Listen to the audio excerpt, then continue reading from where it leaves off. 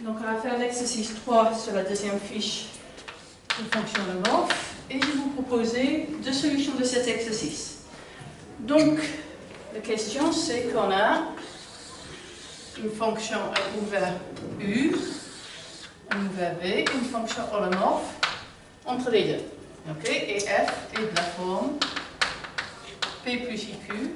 Je vais prendre un point x0 ici qui va être envoyé sur un point z1 ici. Okay? Et je suis intéressé par les lignes de niveau de P et Q. Donc ici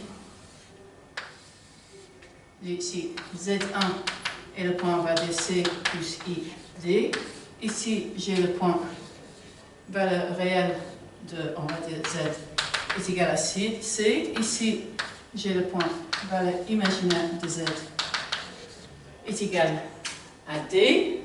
Et ici je vais avoir deux chemins, lambda 1 et lambda 2, où lambda 1 est f-1 de V de Z est égal à C.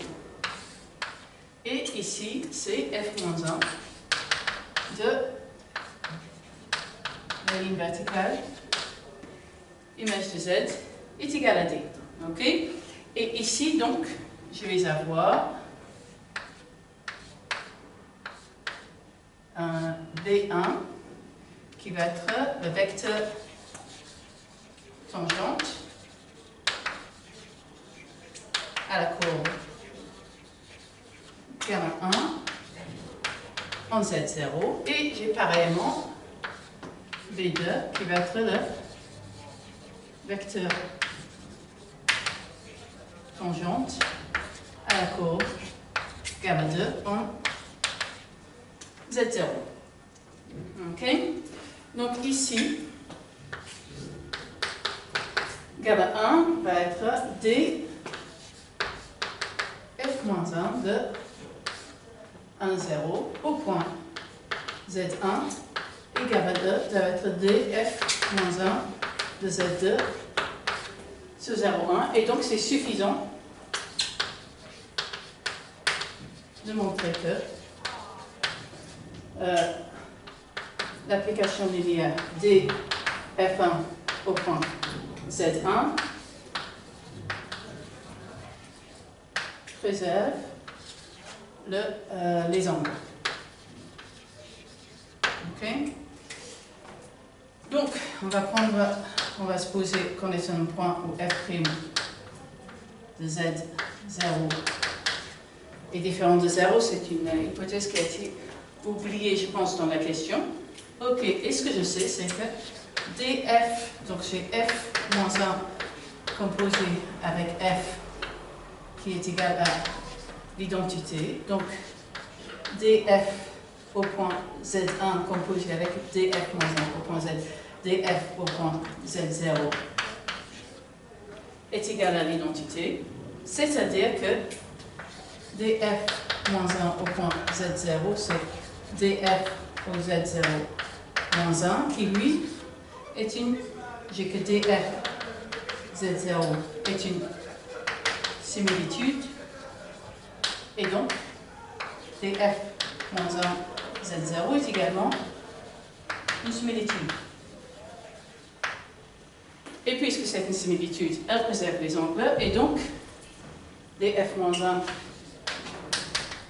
Z0 de 1, 0 orthogonal à df-1 en Z1 de 0. Ensuite, on peut avoir un autre point de vue qui est que la ligne de niveau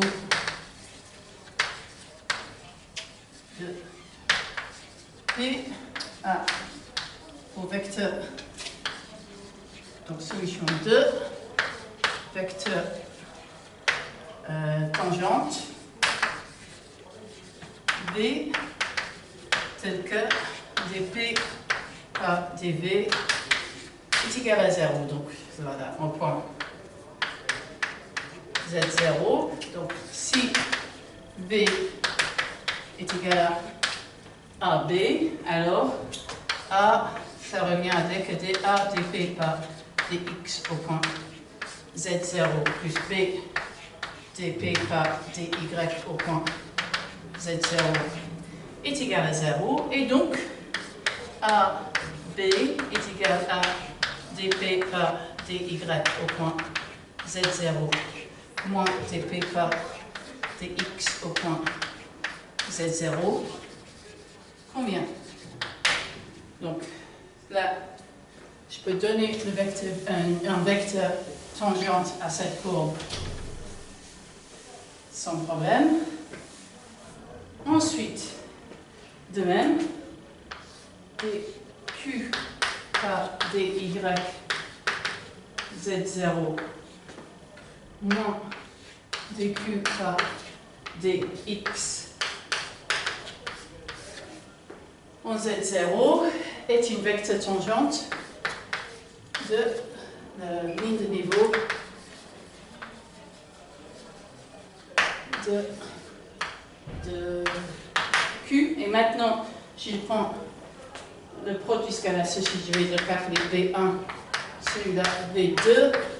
Si je prends le vecteur, le produit scalaire de V1, V2, j'obtiens dP par dy au point Z0, dq par dy au point Z0, plus dp par dx au point Z0, dq par dx au point Z0, ce qui est égal à dp par dy Z0 par les équations de Cauchy-Riemann, dp par dx en Z0 moins dp par dx en Z0, dq par dx, dp par dp par dy au point Z0, ce qui est égal à 0. Donc on peut soit raisonner géométriquement en considérant le fait que le différentiel d'une fonction holomorphe est une similitude, soit on peut faire un raisonnement analytique avec les équations de Cauchy-Riemann.